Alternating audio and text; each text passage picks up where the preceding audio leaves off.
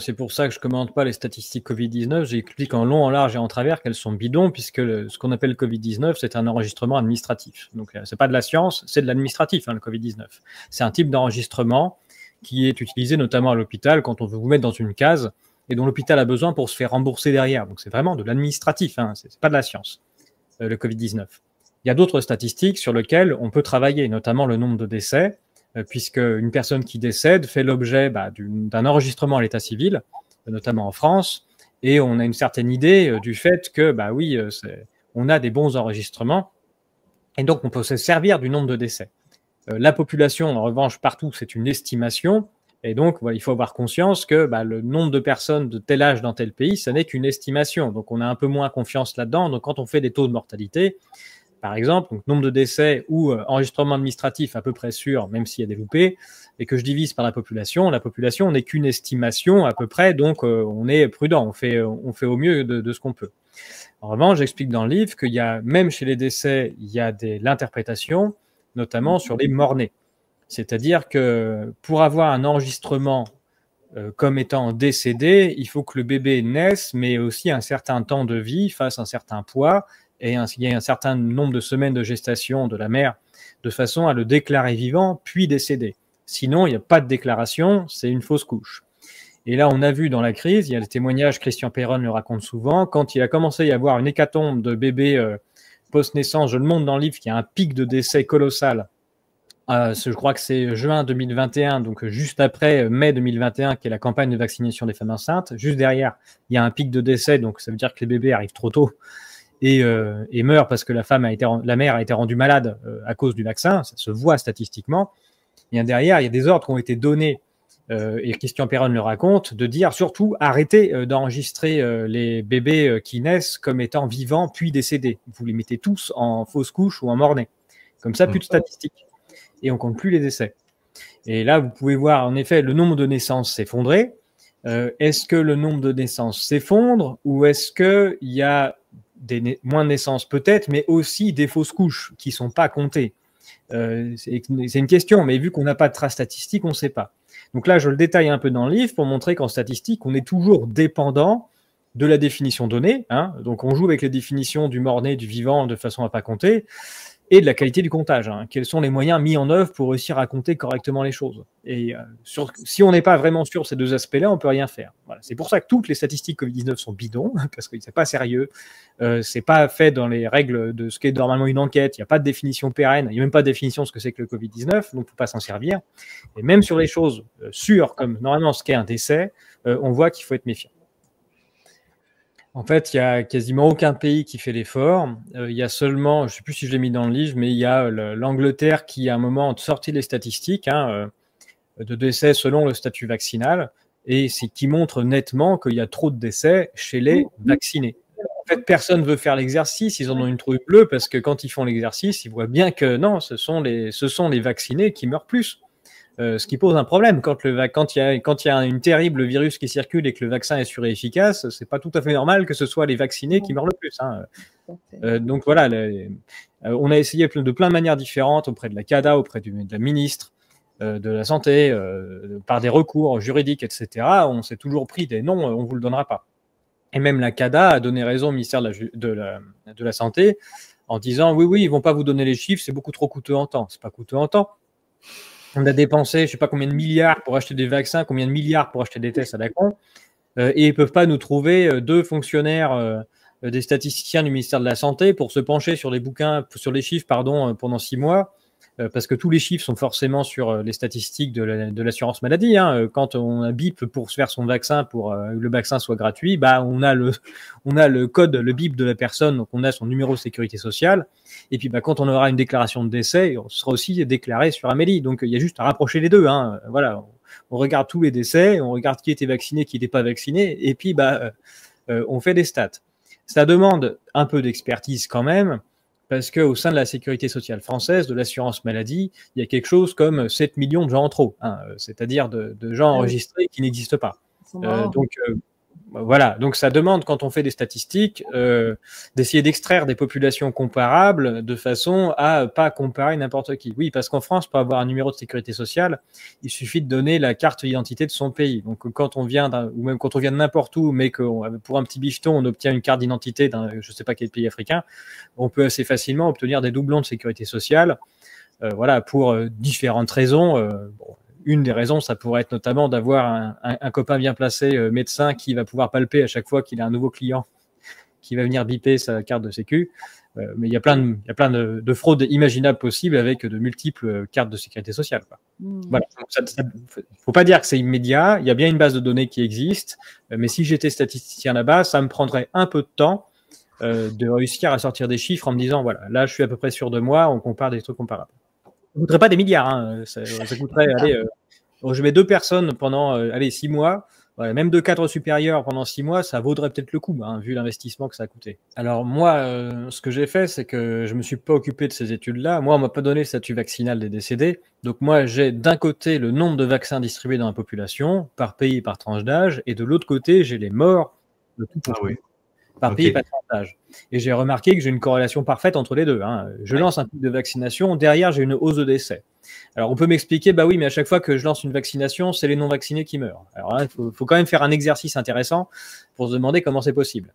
Donc voilà, je dis pas qui meurt, je dis c'est intéressant qu'à chaque fois qu'on lance une campagne de vaccination, ça fait augmenter la mortalité dans la population. Et je dis pas qui c'est, mais bon, a priori, si on s'est branché 2 neurones, on devrait pouvoir trouver. En revanche, ce dont tu parles, j'en parle dans le livre, il y a des tonnes d'études qui sont financées d'ailleurs par les fondations Gates, par exemple, qui sortent pour dire que la vaccination a sauvé des millions de vies et qui, ces études-là reçoivent les décès selon le statut vaccinal. Donc ces études ont les deux. Et dans ces études-là, de façon à ne pas dire que les vaccins tuent les gens, ils partent du postulat en disant une personne vaccinée, c'est une personne qui a été vaccinée au moins 15 jours avant. Oui, et donc, en effet, quand la personne meurt 7 jours après son vaccin, elle va compter comme un mort des non-vaccinés. Voilà. En décalant les courbes, c'est comme ça qu'ils arrivent à dire que le vaccin protège des gens parce que bah voilà, les gens vaccinés au bout de 15 jours vont vivre plus longtemps que ceux qui sont morts dans les 15 premiers jours de leur vaccin. Voilà. Ça c'est comme ça que la pirouette arrive, et cette escroquerie, elle est commune à toutes les études qu'on a pu décortiquer avec mon copain Eusèbe Briochet, là, avec qui on fait ces études-là. Voilà. C'est vraiment un point commun, ils font tous ça.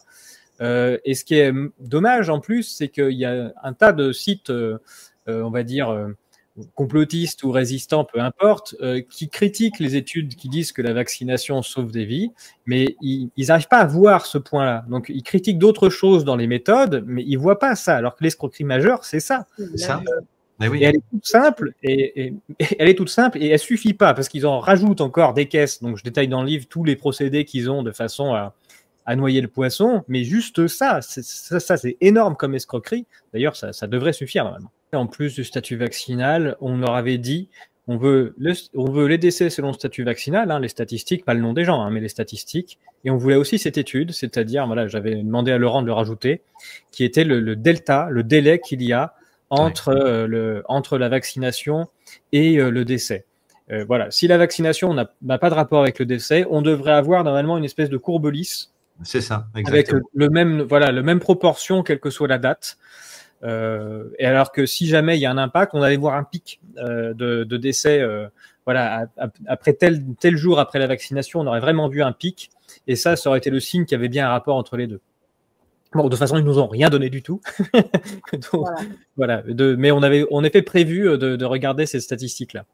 Les gens qui prennent des médicaments ne savent pas qu'en cas d'effet indésirable, ils peuvent faire une déclaration d'effet indésirable, quel que soit le médicament, et que même s'ils le disent à leur médecin traitant, normalement le médecin est censé être obligé de le faire, hein, en termes de conscience professionnelle, et que en fait personne ne le fait. Donc personne ne se plaint, personne ne sait qu'il faut se plaindre, personne ne sait qu'il faut faire une déclaration, et donc ça c'est le frein majeur. Et après, il y a des gens qui se plaignent à leur médecin, et le médecin il n'a pas envie de s'emmerder avec ça, prendre 1 heure de déclaration sur son temps pour faire ça. En plus c'est long, c'est compliqué, des fois ça bug. Donc ouais, il n'a pas envie de se prendre la tête. Si vous avez envie de le faire, c'est pas si simple à remplir, hein. Selon ce qui vous est arrivé, vous pouvez avoir beaucoup de paperasse à trouver, des choses, des informations que vous n'avez pas forcément sur le coup. Vous allez sur l'ANSM et c'est écrit dedans comment déclarer un effet indésirable d'un médicament. Et puis derrière, votre fiche, elle est envoyée à un CHU et chaque CHU, qui fait partie de la pharmacovigilance, je ne sais plus combien il y en a, peut-être 5-6, ils ont chacun leur spécialité selon le type de médicament dont on parle. Bref, donc le premier frein, c'est celui-là, hein, c'est long, c'est compliqué, et personne ne sait de toute façon que ça existe, ce qui fait que selon les estimations, voilà, entre 1% peut-être et 10% des effets indésirables qui remontent vraiment. Moi, dans le livre, j'utilise le 10%. Pourquoi? Parce que ce sont les industriels du médicament qui reconnaissent par écrit que pour eux, il n'y a que 10% des effets qui remontent. Donc moi, je prends toujours ce qui arrange le plus l'industrie pharmaceutique. Comme ça, on ne peut pas me taxer de grossir le trait. Si je voulais grossir le trait, je ferais x100 parce que c'est ce que disent les experts qui ne sont pas affiliés. Voilà. Moi, je fais que le x10. Mais déjà, le x10, ça suffit. Voilà. Le x10, il permet d'annoncer tranquillement, hein, au calme, que l'industrie pharmaceutique admet volontiers avoir tué 300 000 personnes en Europe avec les vaccins anti-Covid. Voilà. Et c'est juste les industriels qui le disent tranquillement. Les experts disent c'est peut-être jusqu'à 3 millions. Peu importe. Voilà. Ça me suffit. En Europe, au moins 300 000 décès de la vaccination Covid. C'est tout. Oui, le livre, il a au moins 3 objectifs. Le premier, tu l'as dit, donner de l'information. Oui, c'est un des objectifs, c'est-à-dire que les gens comprennent ce qui est arrivé. La deuxième qui va avec, c'est de mettre en lumière les victimes. Et toutes les victimes, quel que soit le type de victime, même que ce soit par exemple les femmes victimes de viol, ou là, ce sont des victimes des injections, la première chose qui est détruite, c'est le déni de la population, et c'est le fait que les gens nient. Et donc voilà, d'essayer de mettre en lumière ça et que le fait que les gens reconnaissent que ce sont bien des victimes, c'est déjà une victoire énorme pour elles. Et c'est bien vraiment le but recherché pour beaucoup d'entre elles, hein, d'ailleurs. Puis le troisième objectif, en effet, c'est d'aider aussi financièrement les associations. Donc oui, l'intégralité des droits d'auteur sont reversés aux associations. Les 2 premières associations que j'ai déjà aidées, hein, puisque j'ai déjà fourni une avance assez conséquente au REVAV, qui est le réseau des victimes des accidents vaccinaux, qui chapeaute un peu tous les accidents vaccinaux en France et qui aide les autres associations particulières à se structurer. Et la deuxième association que j'ai aidée, c'est Verity France, notamment parce qu'il y a des actions en justice qui sont menées et que voilà, les fonds ont servi aussi à financer les actions en justice parce que ça coûte assez cher d'avoir le droit de poser une réclamation. Il faut mettre des sous, quoi. Donc ça, c'est les 2 premières associations. Si jamais le livre se vend très très bien, j'aiderai aussi d'autres associations. Il y en a plein d'autres, hein, des associations super. Il y a Victime, il y a Solid Éclat, enfin bref. Donc en fonction des rentrées des droits d'auteur, voilà, j'aiderai d'autres associations. Je précise aussi que la totalité, voilà, les livres que j'ai écrits, c'est pareil. Le premier, c'était les droits d'auteur que j'ai voulu donner à Où est mon cycle. Sur ma chaîne YouTube, il n'y a pas de publicité, donc j'ai pas de revenus non plus. Pendant les 3 ans où j'avais écrit des articles là, qui ont servi à écrire le premier livre, j'ai tout donné à de la presse libre internet de manière bénévole. Donc à aucun moment, quand je me suis engagé dans cette histoire-là, je l'ai fait pour gagner quelque chose. Voilà, même si je souhaite pas m'étaler dessus, ma carrière professionnelle n'a pas du tout, c'est pas du tout améliorée du fait que j'ai ouvert ma tronche ces dernières années, bien au contraire. Donc voilà, j'ai pas d'intérêt à dire ce que je dis, si ce n'est que d'essayer de faire avancer des gens dans le bon sens, parce que j'ai 3 enfants et que en effet, il me serait plus agréable qu'ils vivent dans un monde un peu moins dingo.